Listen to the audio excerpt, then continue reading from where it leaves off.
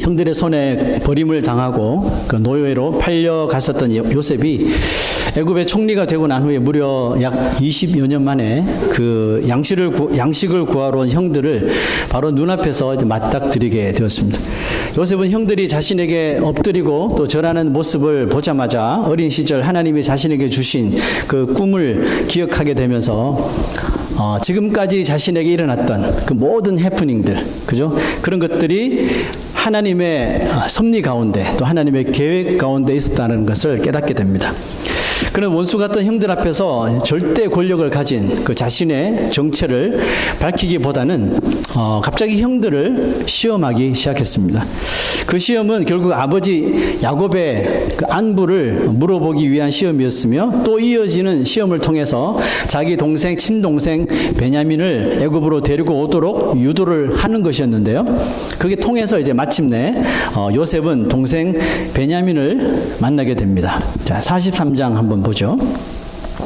요셉이 눈을 들어 자기 어머니의 아들 자기 동생 베냐민을 보고 이르되 너희가 내게 말하던 너희 작은 동생이 이 아이냐? 그가 또 이르되 소자여 하나님이 내게 은혜 베푸시기를 원하노라.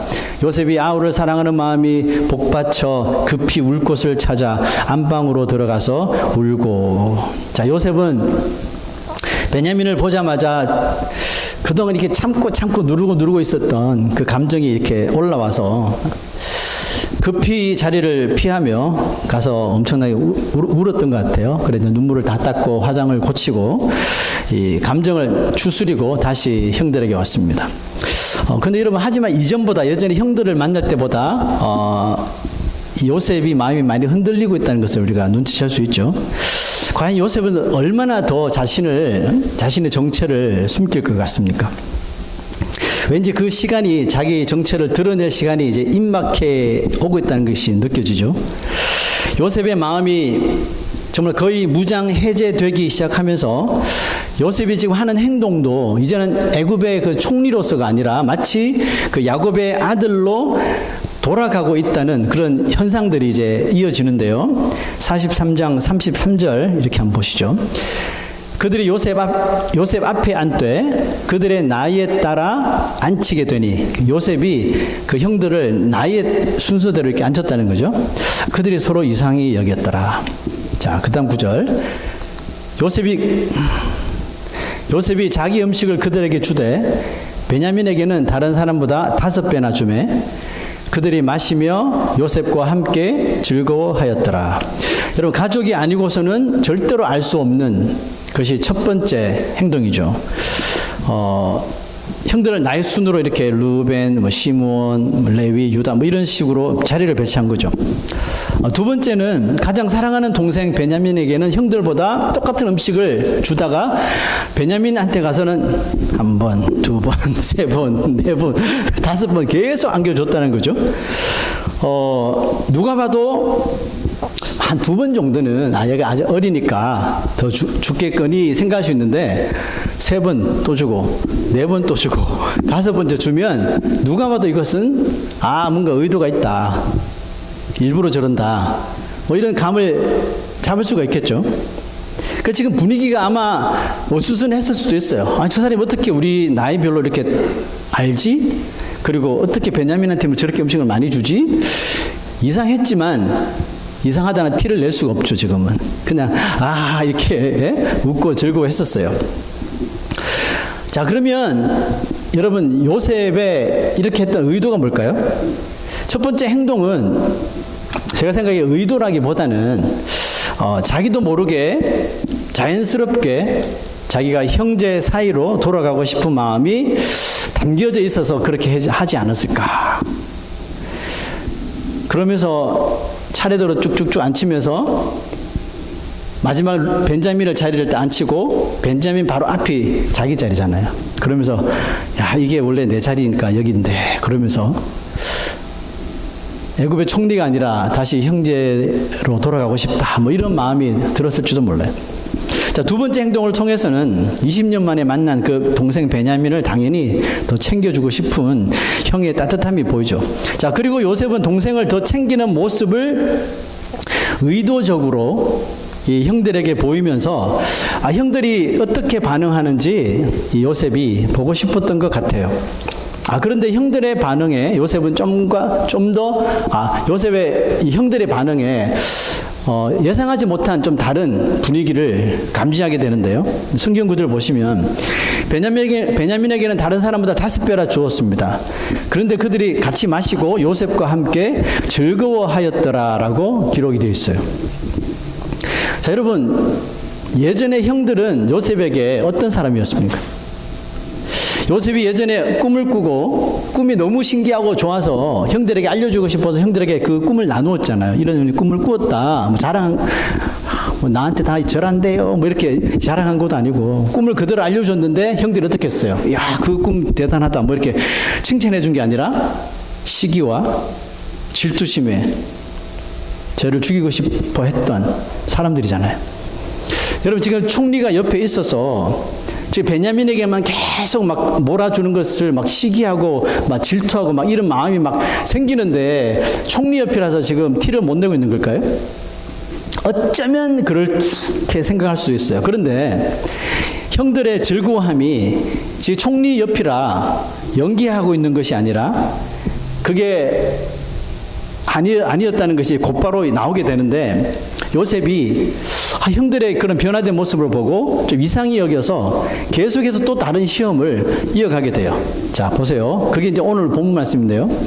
요셉이 그의 집 청지기에게 명하이르되 양식을 각자의 자루에 운반할 수 있을 만큼 채우고 각자의 돈을 그 자루에 넣고 또 내 잔 곧 은잔을 그 청년 베냐민이죠. 청년의 자루에 아귀에 넣고 그 양식값 돈도 함께 넣으라 하매. 자, 이런 명령을 내립니다.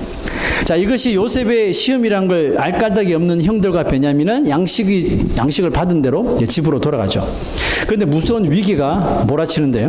요셉이 보낸 신하가 따라와서는 너희들 중에 누군가 우리 총리가 귀하게 여기는 점칠 때, 원래 점치지는 않습니다. 근데 이렇게 말한 거예요. 점칠 때 사용하는 그 은잔을 훔쳐갔다. 이런 보고가 들어왔다. 이런 말을 했어요. 형들은 그럴 일이 없다고 훌쩍 뛰면서 잘라 말했지만 한번 짐을 다 한번 풀어보자. 그래서 그 짐 가운데 은잔이 나오면 그 사람은 이제 평생 요셉의 종이 될 것이다. 다른 사람은 돌아가도 좋다. 이렇게 이제 딜을 하고 짐을 풀어보기 시작합니다. 자, 짐들을 조사한 결과 불행하게도 베냐민의 가방에서 그 은잔이 발견되고 말죠. 자, 그때 베냐민을 바라보는 형들, 또 이 상황을 바라보는 형들의 반응을 한번 보세요. 13절.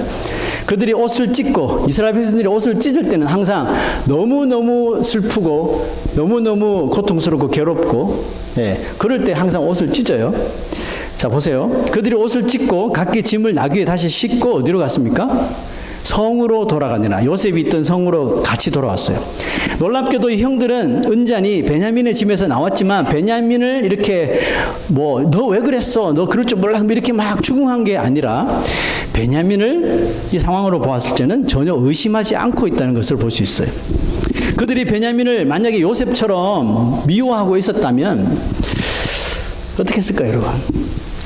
진짜 때는 이때다 싶어서 베냐민만 붙잡혀 가도록 내버려두고 자기들은 예전에 요셉에게 했던 것처럼 집으로 돌아왔을 거예요. 돌아와서 또 야곱에게 베냐민이 또 어떻게 해서 잃어버렸다 이렇게 또 둘러댈 수 있었겠죠.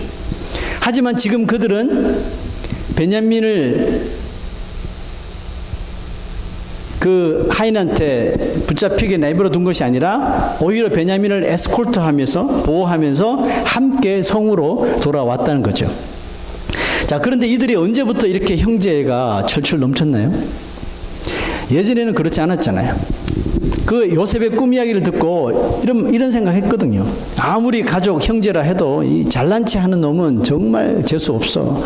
동생이고 뭐고 필요 없어. 죽여버리면 그만이야. 말만 한 게 아니라 직접 그렇게 행동을 했었던 정말 이런 쓰레기 같은 인성을 가진 형제들이 바로 그 사람들.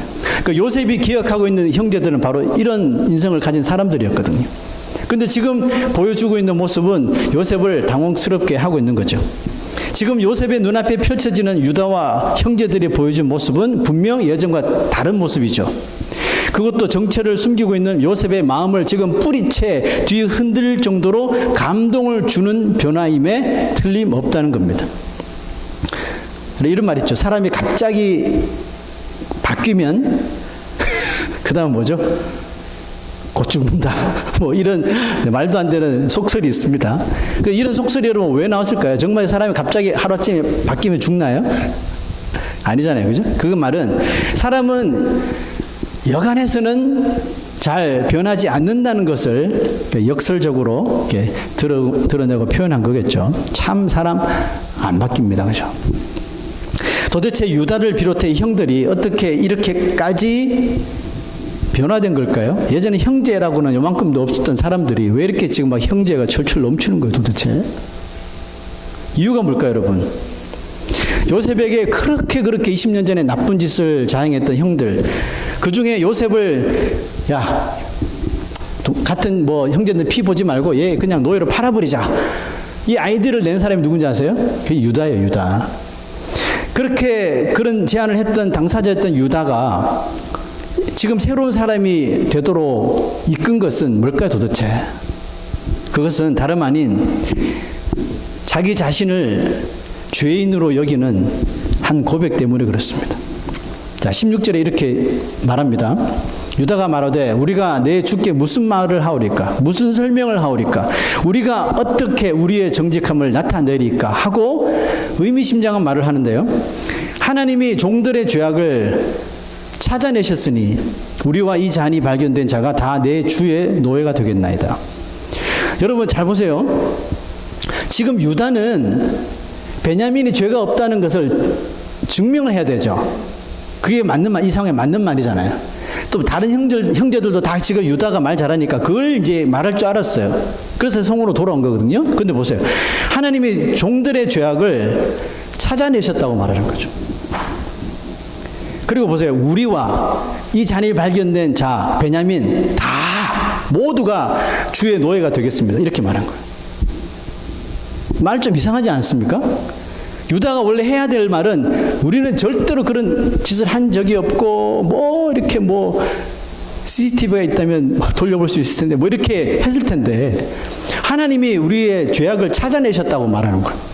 그걸 보면 어떻게 보면 은잔 훔치지도 않았는데 우리가 훔쳤어요라고 고백하는 건가요? 그럴 수도 있는데 보세요. 영어 성경 보면 God has uncovered your servant's guilt.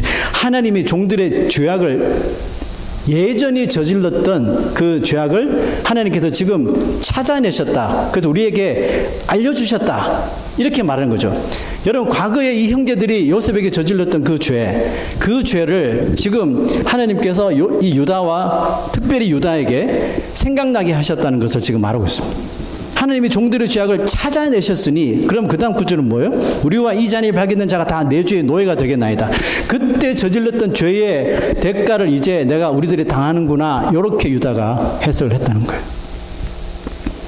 지금 유다는 어떤 죄를 하나님이 발견하셨다고 고백했다고 그랬죠? 과거에 자신들이 요셉에게 저질렀던 그 범죄를 생각해내고 야 그때 우리가 20년 동안 꽁꽁 숨겨놨던 그 죄를 하나님께서 이제 밝혀내셨나 보다. 그러면서 우리가 이 죄를 달게 받아야 되겠다. 다른 형제들도 아마 좀 고개가 숙여지며 숙연해졌을 거라 생각되는데요. 여러분 세상 방식으로는 20년 전에 이 형제들이 행했던 뭐 살인이나 마찬가지죠. 그죠? 공소시효가 이미 한창 지나버린 그 사건을 다시 유다가 떠올리며 죄를 고백하고 있는 거예요.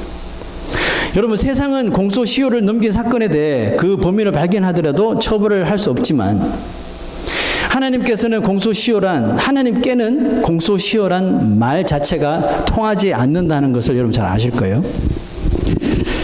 하나님께 고백하지 않는 죄는 미안하지만 절대로 하나님께 용서받지 못할 뿐만 아니라 그 죄의 책임에 대한 대가를 분명히 치르게 됩니다.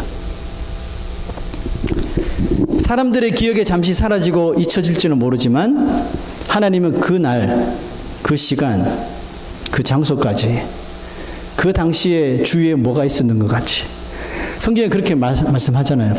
너 그 죄 지을 때 옆에 있었던 돌들, 하늘이, 나무가 다 증언할 것이다 이런 말이 있잖아요.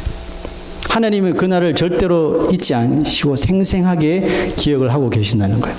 왜 하나님께서 그것을 기억을 하고 계실까요? 네, 벌 주시려고. 그런데 여러분, 그에 앞서서, 벌을 주시기에 앞서서 하나님께서 진짜 원하시는 것은 죄인들이 자신들이 저질렀던 그 죄를 기억해내고 또 고백하고 하나님 앞에 회개하기를 더 원하신다는 것입니다. 여러분, 하나님은 왜 이렇게 우리 믿는 자들에게 회개해. 여러분, 성경에도 보면 구약 성경 특별히 여러분 계속 회개하는 말이 막 줄을 잇잖아요. 하나님은 왜 이렇게 우리에게 회개를 원하시는 걸까요? 왜냐하면 그리스도인들이 회개하지 않으면 회개함이 없이는 우리의 죄를 씻을 길이 없기 때문에 그렇습니다. 세상 법정에 가서 그 자기가 저질렀던 죄에 대하여서 형벌을 받을지라도 우리가 하나님 앞에 이것을 회개하지 못하면 미안하지만 그 죄는 사라지지 않는다. 죄인들을 향한 하나님의 본심을 잘 나타내주는 말씀이 있는데요. 이사야 1장 18절 보시죠. 여호와께서 말씀하시되 오라 우리가 서로 변론하자. 너희 죄가 주홍 같을지라도 눈과 같이 희어질 것이요 진흥같이 붉을지라도 양털같이 되리라. 자, 여러분, 하나님이 죄를 지으며 살고 있는 죄인된 우리들을 부르셔서 변론하고 싶으신 것이 있다 그러잖아요. 그게 뭐라고요? 오늘 말씀을 바꿔서 이야기하면 이렇습니다. 너 그거 말이야. 너는 자꾸 네가 잘못한 게 아니라고 하는데 내가 보기에는 네가 잘못한 것이 맞는 것 같아. 다시 잘 생각해봐. 네가 욕심 때문에 한 거 맞지? 네가 잘못한 거 인정하지? 인정하면 회개해. 용서를 빌어. 내가 어떤 죄라도 내가 다 씻어줄게 라고 말씀하시는 거예요. 자, 여러분, 이런 생각 해봤어요. 여러분, 하나님이라고 우리의 죄를 그렇게 기억하고 싶으시겠어요? 여러분 같으면 여러분 죄뿐만 아니라 다른 사람이 저지른 뉴스 보면 죄들이 얼마나 많습니까? 범죄가. 그거 여러분 다 머리에 담아놓고 막 기억하고 싶어요? 그 기억하고 싶은 사람 없잖아요. 하나님도 마찬가지. 여러분, 하나님이라고 우리 죄 기억하고 싶겠어요? 뭐 그렇게 대단한 거라고, 뭐 이렇게 좋은 거라고 하나님께서 여러분 죄를 기억하고 싶으시겠어요? 여러분뿐만 아니라 70억 인구의 그 수많은 죄악들을 하나님께서 일일이 낱낱이 생생하게 다 기억해야 되는데 여러분, 그 하나님 앞에 정말 힘든 거 아니에요? 그 하나님도 분명히 싫으실 거란 말이죠. 하나님도 우리가 똑같아요. 좋은 것만 기억하고 싶은 거예요. 예전에 저 사람과 좋은 관계를 가지고 했던 그런 기억들 하나님 다 담고 싶은 거예요. 그래서 빨리 그 죄들을 다 하나님의 기억에서 지워버리고 싶으시다고 하셨단 말인데요. 자, 이사야서 43장 하나님께서 이런 말씀하셨어요. 우리 죄에 대하여 곧 나는 나를 위하여 너의 허물을 도말하는 자니 내 죄를 기억하지 아니하리라. 여기는 보니까 우리의 죄를 기억하기를 원치 않는다고 하셔요. 그 이유를 보세요. 나를 위하여 너의 죄, 너의 허물을 도말하는 자가 바로 하나님이시래요. 우와. 보세요. 누구를 위해 우리 죄를 씻으신다고요? 우리는 우리 때문에 우리를 위해서 하는 것 같은데 물론 그것도 있겠죠. 그런데 보니까 하나님 자신을 위함이시랍니다. 정말 여러분이 회개하지 않고 지금까지 계속 묵혀두고 있는 죄들을 기억나게 하시는 것은 결국 하나님께서 그 문제 빨리 해결하기를 원하시는 거예요. 왜요? 빨리 해결하여서 사랑하는 하나님의 자녀들과 더 가까이 오래오래 있고 싶으신 거예요. 우리가 죄가 있으면 그게 불가능한가요? 불가능하죠. 왜? 하나님은 죄와 같이 있을 수가 없으니까. 나는 정말 하나님과 늘 같이 있고 싶은데 내가 회개하지 않는 묵혀놓은 죄가 있으면 하나님이 우리와 가까이 하실 수가 없는 거예요. 하나님은 죄와 같이 하실 수 없으니까. 이해하십니까? 그래서 하나님께서 빨리 우리의 죄를 들춰내고 우리를 생각나게 하셔서 그거 빨리 해결하기 원하시는 거예요. 하나님을 위해서. 내가 그렇게 사랑하고 보고 싶어하는 자녀랑 빨리 같이 있고 싶은데 얘가 가지고 있는 죄 때문에 그걸 못하는 거예요. 그래서 빨리 죄를 들춰내서 그 죄를 회개하고 용서함 받아서 사랑하는 내 딸아, 내 아들아 하고 싶은 거예요. 그래서 하나님께서 이렇게 말씀한 거죠. 나를 위하여 너의 죄를 씻을 것이다. 그리고 나서는 너 죄 내 기억 안 해. 이게 하나님 뜻인 거예요. 자, 여러분, 우리가 이 구절을 보면서 정말 심각하게 생각해야 될 게 있어요. 우리는 간혹 입으로만 회개를 할 때가 있습니다. 물론 저는 입으로 회개하죠, 그죠? 그런데 입으로 말만 하고 끝난 거예요. 그 다음에 무슨 액션이 없어요. 그러곤 그래요. 하나님, 회개했으니 이제 나와 함께 하실 거죠. 늘 나와 함께 하실 줄로 믿습니다. 그 사람은 입술에 죄를 또 지르는 거예요. 사람들은 자꾸 그렇게 믿습니다. 자기는 하나님 앞에 찾아와서 무릎 꿇지도 않고 회개하지도 않으면서도 마치 죄가 없는 사람인 양 하나님이 늘 나와 함께하여 주심을 믿습니다. 주님이 나의 아버지심을 믿습니다. 어떡합니까? 하나님이 우리의 죄 때문에 우리 근처 오지도 못하는데요. 우리가 심각한 고민을 해봐야 됩니다. 어떻게 보면 수많은 교회 다니는 그리스도인이라고 많은 사람들이 그렇게 회개 삶을 살지 못하면서도 주여 주여 주여 아버지 아버지 이거 달라 저거 달라 해결해 주실 줄로 믿습니다. 그러고 여러분, 구약시대에 나오는 이스라엘 백성들이 그렇게 입만 열었다 하면 우리는 하나님의 자녀고 하나님의 백성이고 절대로 이방 나라가 우리를 이기지 못하고 하나님의 성전은 절대로 무너지지 아니하고 우리는 무엇을 해도 복을 받고 나가도 복을 받고 들어와도 복을 받고 언제나 우리는 복받는 민족이야 라고 했죠. 그건 정말 그렇게 복을 받았나요? 아니잖아요. 그렇게 말을 했는데 불구하고 하나님께서는 그 성전 무너뜨려 버리셨죠. 바빌론을 통해서 유다 백성 멸망시켜 버렸죠. 포로로 다 끌려가 버리게 하셨어요. 왜 그랬을까요? 그들이 하나님은 항상 우리만 사랑하고 이렇게 할 줄 알았는데 하나님 그렇게 하지 않으셨어요. 무엇 때문에? 선지자를 통해서 그렇게 회개하라 돌아오는 자는 용서해 준다. 회개하라 그렇게 부르짖었음에도 불구하고 이런 방구도 듣지 않는 거예요. 무슨 소리? 하나님은 우리 하나님이고 우리 아버지신데 우리는 절대로 망하는 법이 없어. 그래놓고 뭐 합니까? 성전에 온갖 우상들 다 붙여놓고 세워놓고 제사장들은 성전 뒤에 자기 방에 들어가서 또 다른 우상 세워놓고 거기다가 우상 숭배하고 백성들이 내는 모든 소와 양들 다 뒤로 빼돌려서 자기 것으로 하고 그러면서 하나님은 살아계시고 우리에게 복 주신 하나님께서 이런 말 하시다. 역겹다. 너희들이 가지고는 소와 염소 역겹다. 다 가져가라. 나는 너희들이 드리는 제사 더 이상 받기 싫어. 회개하는 것들 한 명도 없는데 내가 무슨 너희들의 예배를 받니라고 한 그들도 보지도 않으셨단 말이죠. 여러분, 이것이 우리에게 주는 교훈이 뭡니까? 이 시대랑 뭐 다를 것 같습니까? 이 시대는 마찬가지예요, 여러분. 여러분들이 기도하는 사람입니까? 그러면 여러분 기도 중에 회개의 기도 여러분 얼마나 있습니까? 여러분, 우리는 날마다 입만 열면 죄인입니다 말만 하죠. 정작 우리 정말 회개합니까? 자기가 저지른 죄, 생각으로 저지르고 눈으로 저지르고 귀로 저지르고 행동으로 저지르는 그 죄에 대해서 정말 낱낱이 여러분 하나님 앞에 회개하냐고요. 저도 이렇게 말하지만 너무너무 하나님 앞에 죄스럽고 부끄러운 것은 사실입니다. 혹시 내가 잊어버리고 하지 못했던 회개는 있지 않을까? 여러분, 세상에 죄를 덕지덕지 붙여놓고 아버지 오셔서 나를 안아주세요. 제발. 우리가 하나님을 알아야 돼요.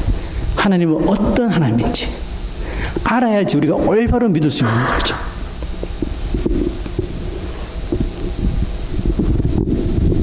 여러분, 회개하지 않고 계속 묵혀두고 있는 죄들을 내가 잊어버렸던 그 죄까지도 하나님께서 다 기억나게 하시는 것은 한 가지밖에 없어요.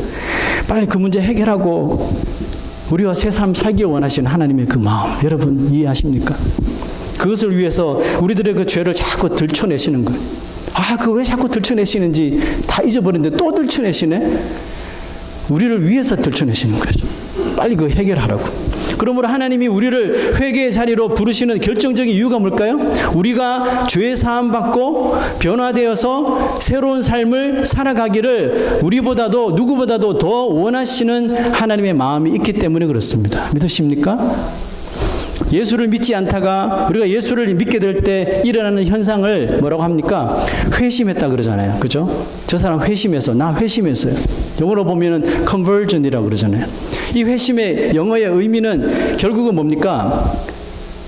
이 convert라는 뜻이 전환하다는 뜻이잖아요. 갑자기 휙 전환하고 뭐 변환되다 뭐 이런 뜻 아닙니까? 그러니까 예수를 믿는 사람들은 과거의 죄를 과거 죄를 뉘우치지 않던 삶에서 이제 예수를 믿고 내가 죄인임을 깨닫고 그 죄들을 열심히 회개하는 사람으로 완전히 전환된 사람이라는 뜻에서 회심했다라는 말을 하는 거예요. 그러므로 예수를 믿고 교회를 다니는데 전혀 자기가 회심하지 못했다. 그러면 그 사람은 미안하다 아직 그리스도인이 아닌 거예요. 전혀 회개할 마음이 없어요. 회심한 자가 아니에요. 교회를 수만 번, 수천 번 다녀도 회개하지 않는 사람은 절대로 그리스도인이 아닙니다.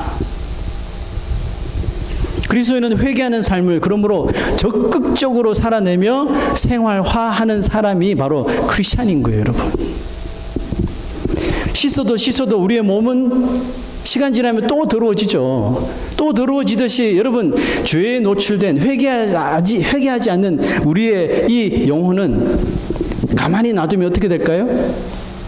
가만히 놔두면 계속해서 더럽혀지고 오염이 되어서 결국은 그 사람을 타락하게 만드는 거예요. 구약의 백성들 회개하지 못하니까 껍데기는 자기는 하나님 자손이라고 믿는데 속은 다 타락되어 오염되어 썩어 문드러진 거 아닙니까? 그러므로 신자는 허구한 날 기도하는 사람이겠지만 허구한 날 회개하는 자가 바로 그리스도인이라는 겁니다.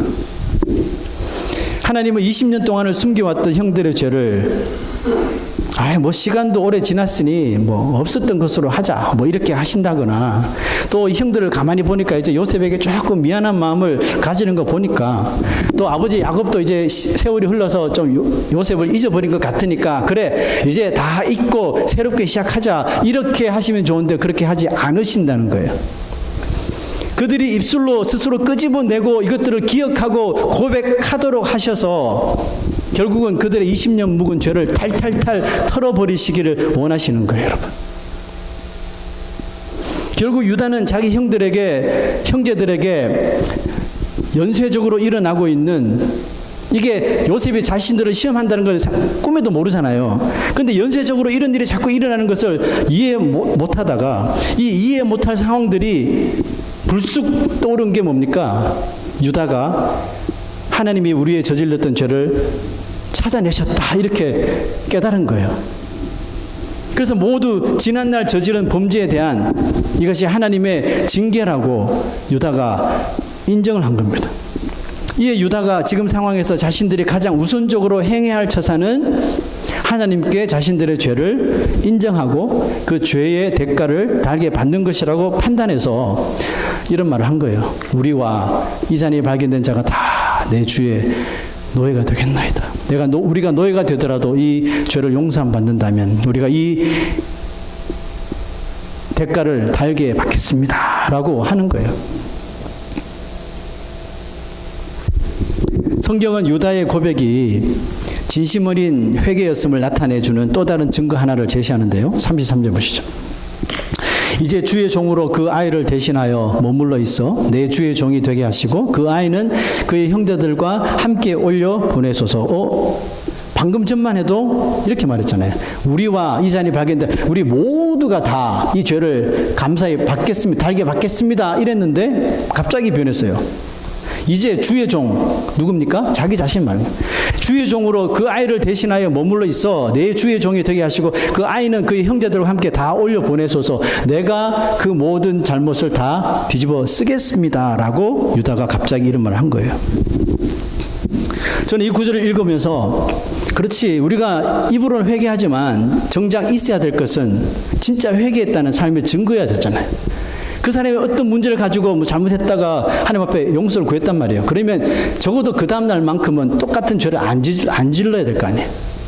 자, 여러분 회개가 만들어내는 그 삶의 변화가 있어야 된다는 것인데, 여러분 회개가 만들어내는 그 삶의 가장 큰 변화가 뭘까요? 저는 바로 이 구절을 보면서 자기 희생이라고 생각했습니다. 무슨 뜻이에요? 유다가 처음에는 형제 전부가 함께 종이 되겠다고 했다가 이제는 자신이 혼자 그 짐을 다 지려고 하고 있죠. 그리고 유다의 이 말은 결정타가 되어서 요셉으로 하여금 계속 해오던 이 시험을 끝내버리게 만들었습니다. 자, 보시죠. 45장의 1절에 이런 말이 있습니다. 요셉이 유다의 이 말을 설명을 듣고요. 요셉이 시종하는 자들 앞에서 그 정을 억제하지 못하여 이제는 더 이상 못 참는 거예요. 억제하지 못하여 소리질러 모든 사람을 자기에서 물러가라 하고 그 형제들에게 자기를 알리니 요셉이 형들에게 이르되 나는 요셉이라. 엄청나게 소름 끼치는 일이 일어났겠죠.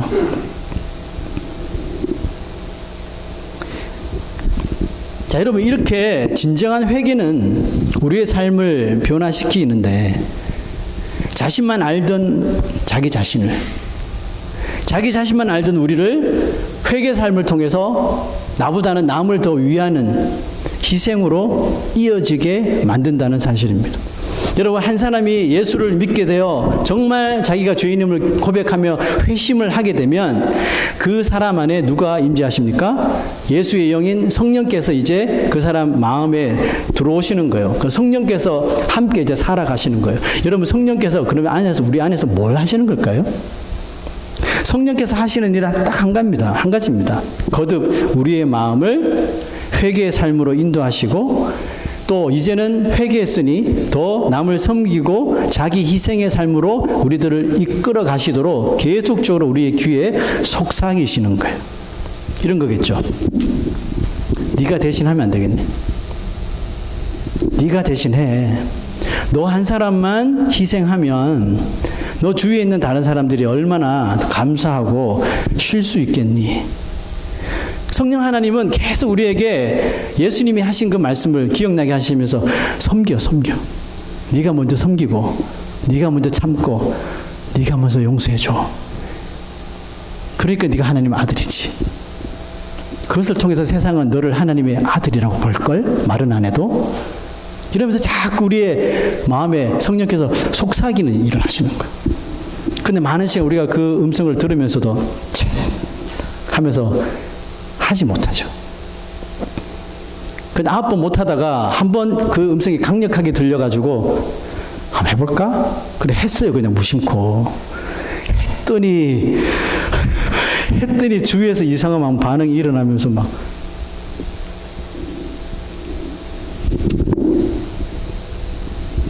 여러분 똑같은 마음을 유다의 마음에 하나님께서 넣어주신 거예요. 유다가 지금 우리 다 같이 이 죄를 달게 받자 했다가 성령께서 네가 대신 해주면 안 돼? 그럼 너희 형제들 다 편안히 돌아갈 수 있는데 너 예전에 요셉 팔아먹은 거 너잖아. 성령께서 자꾸 그 마음을 주시는 거예요. 감동을. 그 유다가 갑자기 이 말을 꺼낸 거예요. 내가 주의 종이 될 테니까 저 아이는 형제들에게 보내서 다 집으로 돌아가게 해달라. 여러분 이 말을 들었던 형제들은 옳겠구나 이렇게 했을까요? 가슴 찔렸겠죠. 그죠? 찔리고 우리가 다 같이 했는데 하면서 막 유다를 새롭게 보기 시작하고 그죠? 여러분 유다가 왜 계속 자꾸 유다가 왜 나오는지 아세요? 지금 몇 주 동안 계속 유다만 나오죠. 원래 이것은 장자인 루벤이 해야 할 일이에요. 그죠? 장남이 해야 될 일인데 장남은 쏙 들어가고 계속 유다가 다 하잖아요. 왜 이러는지 아세요? 야곱을 통해서 12지파가 생겨나죠. 이스라엘에 12지파가 생겨나잖아요. 그 12지파 중에서 예수님의 조상이 누가 되냐 하면 루벤이 아니라 유다가 되는 거예요. 유다 지파를 통해서 예수님이 오시는 거예요. 그러니까 영적으로 유다는 이미 그 이스라엘의 장자의 역할을 이미 감당을 하고 있는 거예요. 여러분 우리가 정말 성령의 음성을 잘 듣고 유다처럼 그래 나 혼자 이거 참으면 되는데 나 혼자 이거 짊어지면 되는데 하고 그렇게 형들 앞에서 그런 모습을 희생의 모습을 딱 보여보세요. 여러분께서 유다를 통해서 메시아가 오게 한 것처럼 여러분들의 삶을 통해서 얼마나 선한 일들을 많이 만들으시겠습니까? 이런 것 하라고 우리를 그리스도에 만들어 주신 거예요. 여러분 세상에서 거들먹거리고 나는 어느 교회 다니고 어느 뭐 이런 거 여러분 몇 년을 교회 다니고 뭐 이런 거 하라고 크리스찬 되라고 하신 거 아니거든요. 할 수 있으면 더 낮아지고 더 겸손해지고 배우자들끼리 더 낮아지고 말도 좀 조심하고 더 좀 사랑해주고 자녀들 앞에서 더 낮추고 직장에서 내가 다 알지만 모른 체 해주고 여러분 이거 하라고 크리스찬 된 거 아닙니까 여러분? 저는 그런 것 같은데요. 근데 많은 그리스도인들이 거꾸로 살아요. 거꾸로. 자기가 잘못해놓고는 내가 어느 교회 목사인데 내가 어느 교회 장로인데 뭐 나는 거짓말하는 사람이 아니에요. 나중에 거짓말 들통나고. 그 뭐 하는 겁니까 여러분? 여러분 혹시라도 우리가 살아가면서 마귀가 주는 음성을 성령이 주는 음성으로 여러분 착각하면서 살아서는 안 됩니다. 절대로 성령은 나를 높이려고 하는 음성을 주시지를 않아요. 계속해서 우리를 낮추게 하죠. 낮추게. 나랑 제일 가까운 사람에게 나를 낮추게 하고 말조심하게 하고 어느 공동체 가든지 자기 자신을 낮추고 나를 더 섬기고 내가 솔선수범해서 일을 하고 그런 걸 하라고 성령께서 음성을 자꾸 주시는 거예요. 여러분 잘 음성이라고 해서 아무거나 들으시면 안 돼요. 잘 들으셔야 돼요. 분별할 수 있는 능력이 이미 우리에게 있어요. 여러분 예수를 믿으니까. 말씀을 마치겠습니다. 사람은 고집이 강해서 잘 변하지 않는 피조물임에 틀림없지요. 정말 고집 세거든요. 사람 웬만해서는 안 바뀌거든요. 그런데 여러분 이거 명심하십시오. 이 세상에 아무리 고집이 세도 하나님보다 강하지는 못하다는 것 같습니다. 하나님 고집이 여러분 얼마나 세신 줄 아세요? 택하기를 한번 정해놓은 사람이 있으면 그 사람이 죄지으면 살아도 끝까지 추적합니다. 끝까지 가서 예수님 옆에 있던 강도 결국 회개했잖아요. 죽기 전에까지 쫓아간다니까요. 포기 안 해요. 우리는 포기하지만 하나님은 끝까지 가셔서 택한 자는 마지막 숨 넘어가기 전에 만약 그 영혼이 택한 자인데 아직 회개하지 못했다면 그 순간에 회개하게 만들어버려요. 그게 하나님이셔요. 죄에 대해서도 하나님 얼마나 고집스러운지 아세요? 우리가 죄를 회개하지 않고 있죠. 요셉의 형들은 20년 걸렸지만 우리는 30년, 40년, 50년 걸릴 수 있어요. 끝까지 추적해서 그 죄 결국은 들춰내십니다. 회개하라고. 와, 하나님 정말 야, 대단하십니다, 하나님. 그러니까 하나님 왜 그렇게 하셔요? 우리를 사랑하셔서. 너무 사랑하니까. 우리가 죄를 고백하고 회개할 때까지 정말 끈질기게 물고 늘어지실 것입니다. 왜냐하면 결국 하나님의 관심은 죄를 들추어서 우리를 모욕 주시려고 하는 게 아니라 그 죄의 고리를 끊고 우리가 회개하여 변화되어서 이전보다 훨씬 나은 새로운 삶을 보게 하시려고 하는 그 하나님의 선하심이 있기 때문에 그렇습니다.